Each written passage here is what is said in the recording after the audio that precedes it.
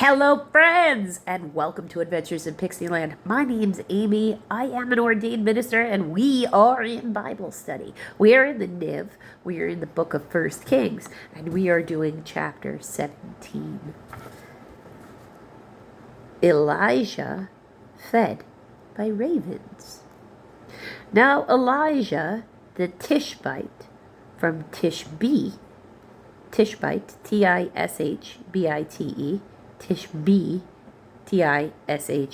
You've got a footnote of A, or Tishbite of the settlers in Gilead, said to Ahab, "As the Lord, the God of Israel lives, whom I serve, there will be neither dew nor rain for the next few years, except at my word." Then the word of the Lord came to Elisha, "Leave here, turn eastward, and hide in the Kerith ravine, Kerith, east of the Jordan. You will drink from the brook, and I have ordered the ravens to feed you there." So he did what the Lord had told him. He went to the Kerith ravine, east of the Jordan, and stayed there. The ravens brought him bread and meat in the morning, and bread and meat in the evening, and he drank from the brook.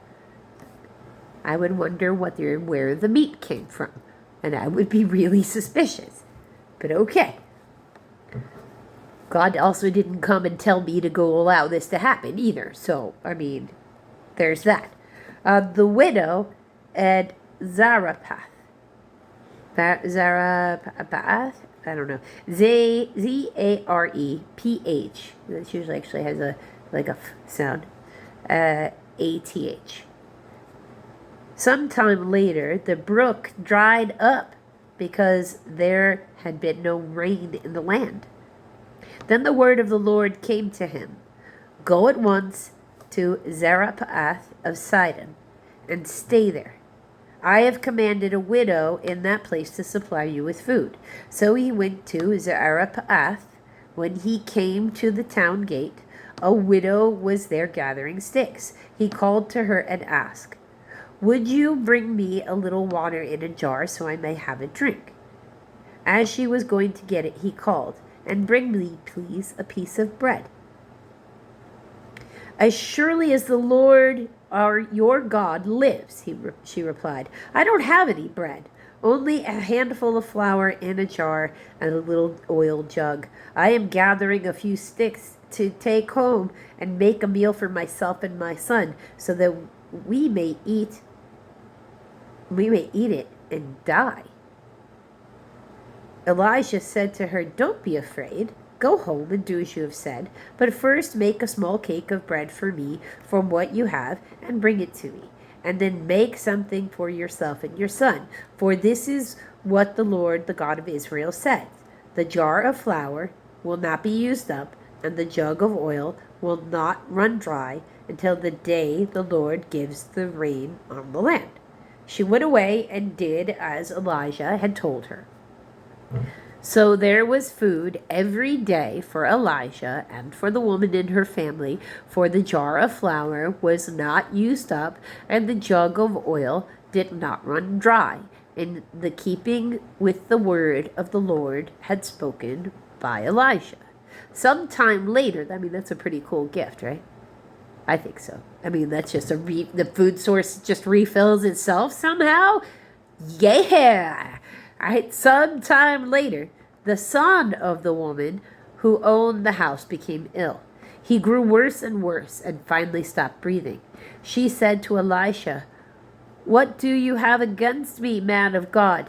Did you come to remind me of my sin and kill my son? Give me your son," Elisha replied. He took him from her arms, carried him to the upper room where he was staying, and laid him on his bed. Then he cried out to the Lord, "O Lord my God, have you brought tragedy upon this widow I am staying with by causing her son to die?" Then he stretched himself out on the boy 3 times and cried out to the Lord, O Lord my God, let this boy's life return to him.